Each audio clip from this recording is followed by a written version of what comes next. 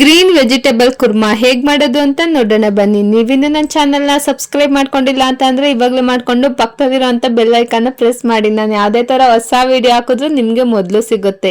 ಮೊದಲಿಗೆ ವೀಕ್ಷಕರೇ, ಗ್ಯಾಸ್ ಮೇಲೆ ಕುಕ್ಕರ್ ನ ಇಟ್ಕೊಂಡಿದ್ದೀನಿ. ಕುಕ್ಕರ್ಗೆ ಒಂದು 4 ಟೇಬಲ್ ಸ್ಪೂನ್ ಆಗುವಷ್ಟು ಆಯಿಲ್ ನ ಹಾಕೊಂಡಿದ್ದೀನಿ.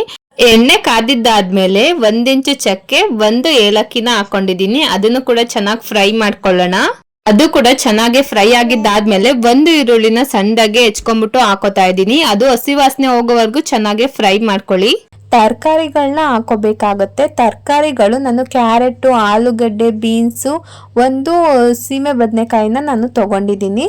ಇಷ್ಟನ್ನು ಕೂಡ ಚೆನ್ನಾಗಿ ಎಣ್ಣೆನಲ್ಲಿ ಫ್ರೈ ಮಾಡ್ಕೋಬೇಕಾಗುತ್ತೆ. ಒಂದು 50% ಆಗೋವರೆಗೂ ಚೆನ್ನಾಗಿ ಫ್ರೈ ಆಗೋದಕ್ಕೆ ಕುಕ್ಕರಲ್ಲಿ ಬಿಟ್ಬಿಡೋಣ. ನೀಟಾಗಿ ಒಂದ್ಸಲ ಮಿಕ್ಸ್ ಮಾಡ್ಕೊಬಿಡಿ. ಹಾಗೇನೆ ಸ್ವಲ್ಪ ಹಸಿ ಬಟಾಣಿ, 1 ಟೇಬಲ್ ಸ್ಪೂನ್ ಉಪ್ಪು ಹಾಕೊಳ್ತಾ ಇದ್ದೀನಿ. ಇದು ತರಕಾರಿಗೆ ಚೆನ್ನಾಗಿ ಹತ್ಕೊಳ್ಳಿ ಇವಾಗ್ಲೇನೆ ಉಪ್ಪು ಅನ್ನೋ ಕಾರಣಕ್ಕೆ.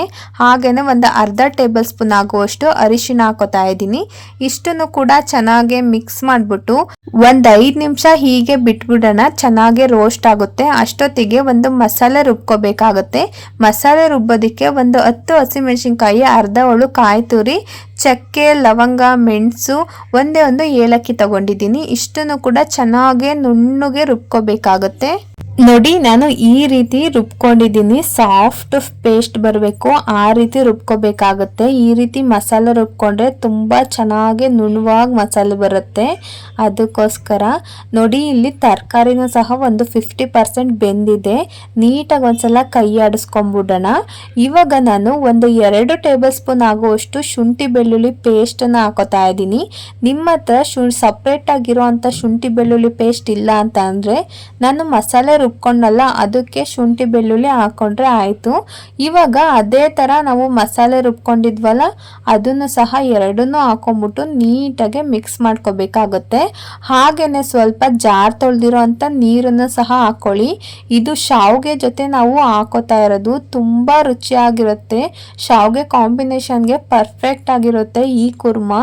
ಇವಾಗ ಎಲ್ಲ ಚೆನ್ನಾಗಿ ಮಿಕ್ಸ್ ಮಾಡ್ಕೊಂಡಿದ್ದಾದ್ಮೇಲೆ ಒಂದು ಟೊಮೊಟೊನ ಸಣ್ಣದಾಗಿ ಹೆಚ್ಕೊಂಡ್ಬಿಟ್ಟು ಹಾಕೋತಾ ಇದ್ದೀನಿ.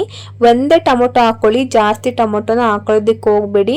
ಅದೊಂಥರ ಟೊಮೊಟೊ ಕರಿ ಆದಂಗೆ ಆಗ್ಬಿಡುತ್ತೆ. ನಾವು ಮಿಕ್ಸ್ಡ್ ವೆಜಿಟೇಬಲ್ಸ್ ಹಾಕಿರೋದ್ರಿಂದ ಜಾಸ್ತಿ ಟೊಮೊಟೊ ಹಾಕೋ ಅವಶ್ಯಕತೆ ಇರೋದಿಲ್ಲ. ಇವಾಗ ನಿಮಗೆ ಕುರ್ಮಾ ಕನ್ಸಿಸ್ಟೆನ್ಸಿಗೆ ನಾವು ತಗೊಬರ್ಬೇಕಾಗತ್ತೆ.